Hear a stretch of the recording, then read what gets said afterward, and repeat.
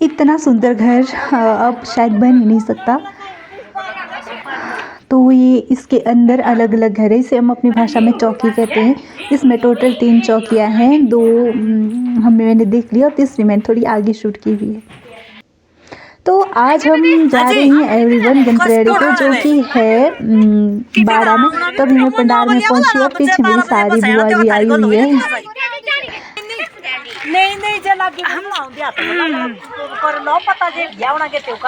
ये सब ये मेरी फैमिली मेंबर, आज हम जा रहे हैं देखो पूरी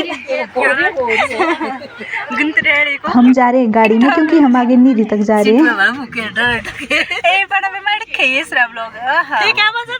ओके ओके लाओ भाई कर देना, हम सभी जा रहे हैं और सोटी के भी आके बंद करे की जगह नहीं टोप पे नहीं छेड़ा ओ भाई ये साउ तो बैठो के अरे बाल ले कुछ पीछे बचे ये आएंगे पैदल, क्योंकि हमें जाना है आगे नीचे तक, वहाँ कुछ सामान लेना है।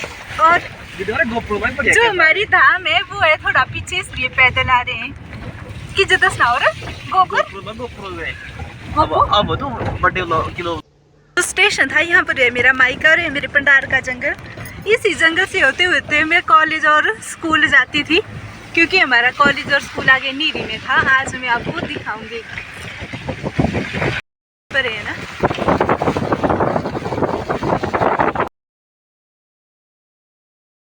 तो नीरी में हमें कुछ कपड़े लेने थे, इसलिए हम नीरी तक आए थे, हमने कपड़े लिए और अब जा रहे हैं हम वापस बाड़ा की तरफ, क्योंकि बाड़ा पीछे रह गया है। जो ये सामने दिख रहे हैं ना, कॉलेज है नीरी का।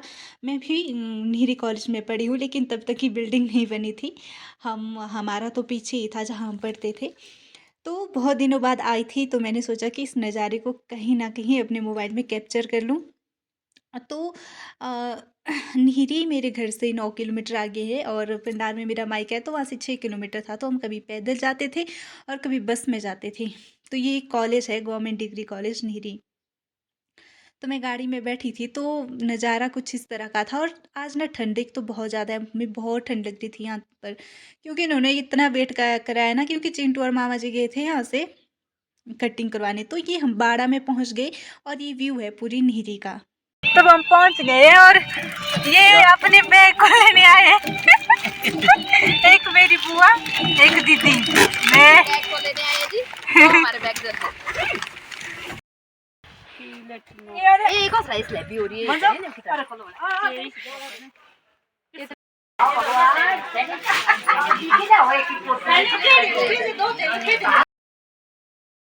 गंतरेड़ा वो मतलब जहाँ पर कि हमारी बुआ की बेटी, उसका हुआ था बेटा यहाँ पर।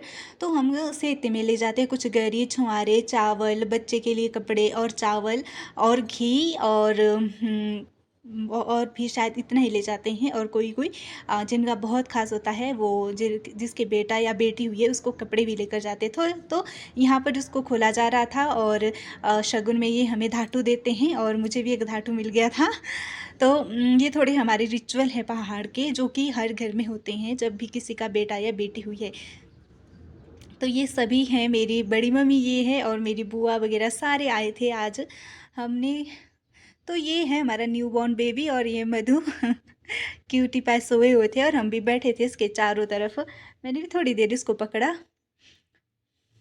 और फिर हमने थोड़ा बाहर देखा। तो ये मधु का ना घर है, ये इनका पुराना वाला घर था जहाँ ऊपर बैठे थे, वो थोड़ा उन्होंने नया बनाया। लेकिन ये इतना खूबसूरत है ना, ये शायद बहुत सारे लोगों का एक घर है, क्योंकि इतना लंबा है ना बहुत ही। और इसके अंदर इतनी खूबसूरत खूबसूरत चौकियाँ हैं कि आप देखेंगे तो शायद आपने कभी ऐसा नहीं देखा होगा। अगर आप पहाड़ से हैं तो आपने देखा ही होगा, लेकिन ये मैंने भी पहली बार ही देखा था, क्योंकि हमारे घर भी ऐसे नहीं थे चौकी वाले।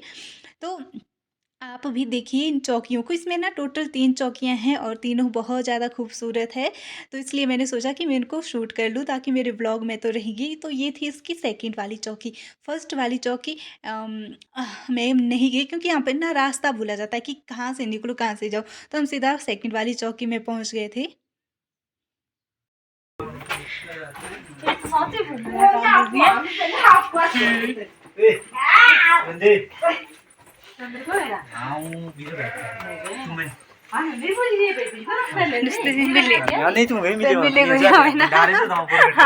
मेरा ना थे ए बिस पर जणा और किस ए गोया मीठे पूजे रुके दे दिया सिपर बे सिओर रे हम दोसो अगले पर बको 이 이빨에 봐. Ore va così, sì. 이 이빨이야? 이 이빨이 이 시세오니. Sì, sì. आई पुर लेना बा और इस पर ऐसी देखिए तो ठंडा हुआ। आई सी पर कर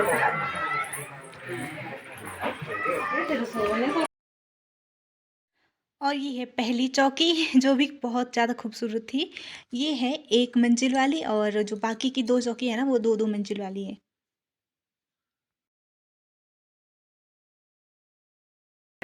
Gaji togri?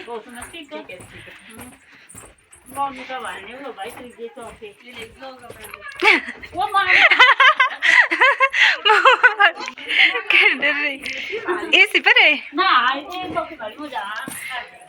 और ये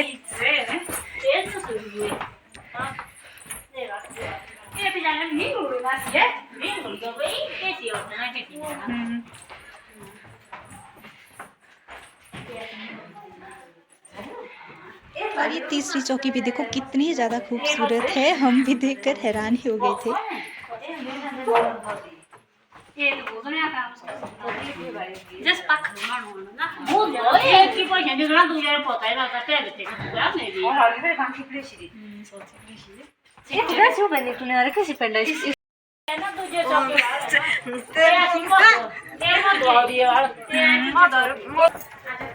Vuole ta मेरा मुंह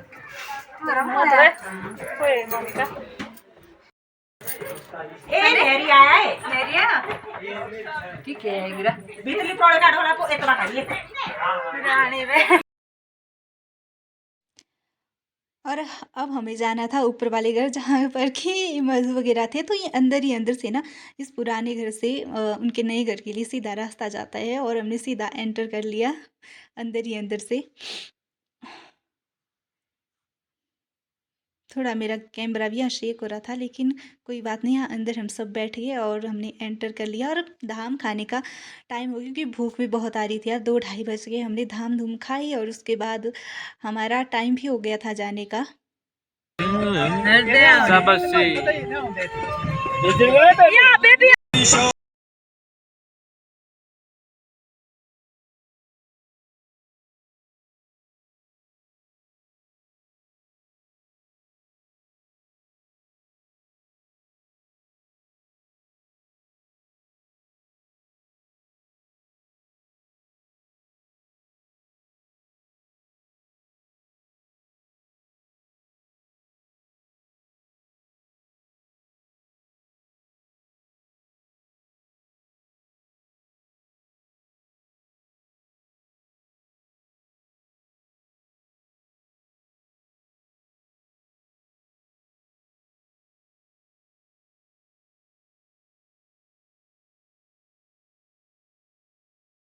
घर में पहुंच गई हूँ। आज सारा दिन हमने इंजॉय तो ज़्यादा नहीं किया क्योंकि ठंडास बहुत ज़्यादा थी और ऊपर से मुझे सिर दर्द हो गया था क्योंकि एक ही कमरे में बैठे हुए थे।